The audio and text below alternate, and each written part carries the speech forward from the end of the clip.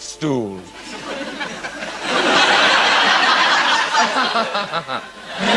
And Mark the elf said, well, I don't really know if I do, am I not? But finally, he agreed. And here he is, former star of Take That and Celebrity Big Brother winner, it's Mark Owen, ladies and gentlemen!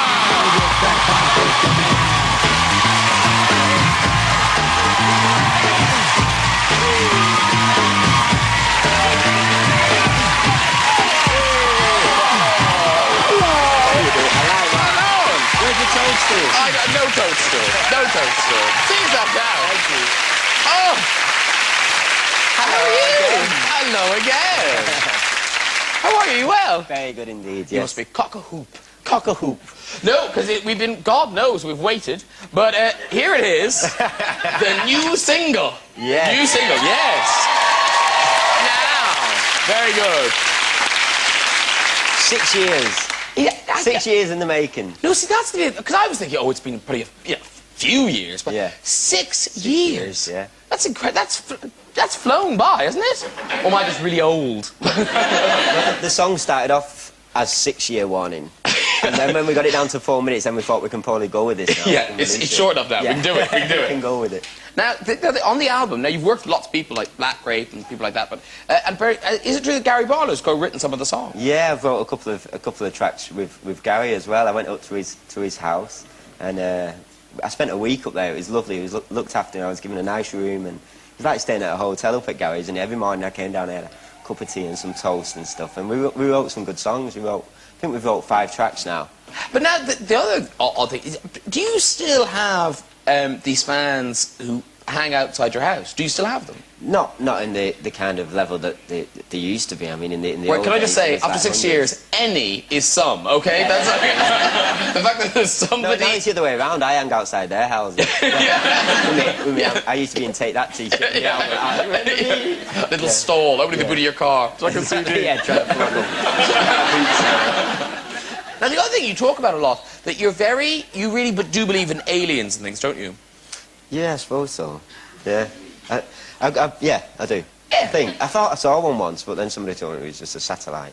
Actually, I do have a little thing about being abducted by aliens. It's a survey. It's in this book. What is it called? Alien abduction. Can it happen to you? I believe in E.T. Do you? Oh, yeah. I love that film. I love E.T. Yeah. Oh, he was real. Every time. Yeah. Oh, when they switch his heart back on. Oh, it's lovely, isn't it? Oh, it's lovely. Now, here's an alien abduction survey. This is to see if you have been abducted. Okay. Right? If you answer yes to a lot of these, you might have. Do you secretly feel you are special or chosen? We do. Oh, have you seen faces or beings... I so have been abducted. Have you ever seen faces or beings near you when in bed which were not explainable? Hey, I've got a story about being in bed. He's got a story about being in bed. Tell us. And a fireman. Yes. Yes. No, recently I was staying in a hotel in London, and in the middle of the night the fire alarm went off, apparently. And yes, but I was really confused about this. It lasted me for a couple of days. I was really quite worried. So I was in bed in the middle of the night. I didn't wake up, but then I woke up to a fireman standing at the end of my bed. No, really. Now maybe it is the alien thing. Maybe. Or was it just a dream? No, that's what I thought. The bizarre thing is, I had a conversation with him, and he said to me, "I'm really sorry, the fire alarm's gone off. Everybody else is in reception, but you didn't come down. You hadn't heard it. So we've had to come up and check your room, make sure there wasn't a fire." So I was sat up in bed, like, just woke up, and I was like going, "Oh yeah, no problem, have a look around," like, you know. And then I remember him going on about I can remember hearing him going on about the fire alarm, saying, "Oh, there's some water in this, we should check upstairs." So, and then he went. So the next morning I came down to reception, and I said to reception, "Oh, it was a bit weird, you know, having a fireman in my room last night." And they went, "We don't know what you're talking about." And I said, "The fire alarm went off in the hotel," and they were like, "No, not that we're aware of." So then obviously I started to get a little bit concerned. Because I could remember his helmet and everything.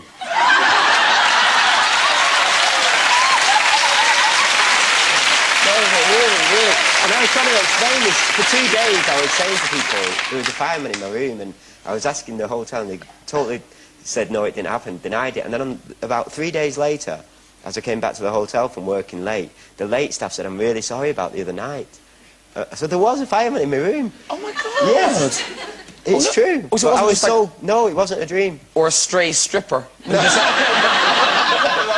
Oh, this isn't the hen party. Oh, yeah. See you later. No, so it's true. Well, listen, we're looking forward to hearing the single and looking forward to hearing the album. But the single now, 4-minute warning. Is it literally you've written a song about the 4-minute warning? Yeah, in some ways. I mean, I'd been in London and I'd had a weekend out with a few friends down in London, and they're actually the characters that are in the song as well, although they don't know yet, so they'll probably sue me when they hear this. They'll be saying, how can you do that? But, it's just one of those kind of pub conversations, what would you do if you had 4 minutes kind of left to live? So what would you do? What would I do if... well, the obvious thing, people always say we'd have sex, don't they? That's what people always say, and I was kind of thinking maybe I could have sex 4 times in 4 minutes, like, But, I'd probably just kind of feed the cat and clean the dishes and, make sure I left it in a decent state, really, and then... Give the keys to your fans. Enjoy it for a minute. Enjoy it. It's your house. I don't need it no more. For another 2 minutes you can have it. Minutes, Lovely. Well, listen, we thought we'd ask the audience, right, what they do with the last 4 minutes. Now, as you can imagine, there was a lot of having sex. Yes. There was a lot of eat anything. I've been on a diet. There was a lot of that. Yes, I bet. That's a lot of that. But some of them. Well, anyway, some of them are a little more obscure. Where's Rob Reason? Rob Reason? Oh, there's Rob Reason. Oh, stand up, Rob Reason. Now it all makes sense. Right, 4 minutes left to live. Right, 4 minutes left to live. Rob Reason would like to run around like a chicken at work because he has always wanted to see what his bosses would do. I want to see the chicken running around. Do you have a costume? No, you don't need a costume to run like a chicken. You don't? Oh, do a bit of chicken running up and down there, then. Come on. Up down the aisle. Up down the aisle. Go on. Go do it. Hurry up.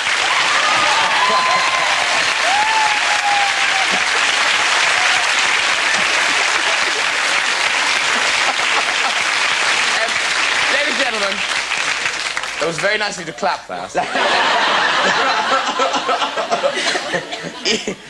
Even under pressure, that was rubbish chicken. That was really poor. Work on it. Now, Clive Steer. Where's Clive Steer? Clive?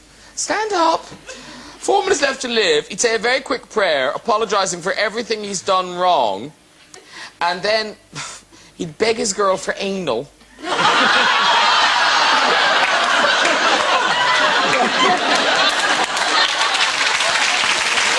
good. I want to know what his girl would do now for 4 minutes. Is your girlfriend here, Clive? Yeah. What's your girlfriend's name? Kelly. Kelly? Kelly, leave him now. Leave him now. No, that's bad. Now, where's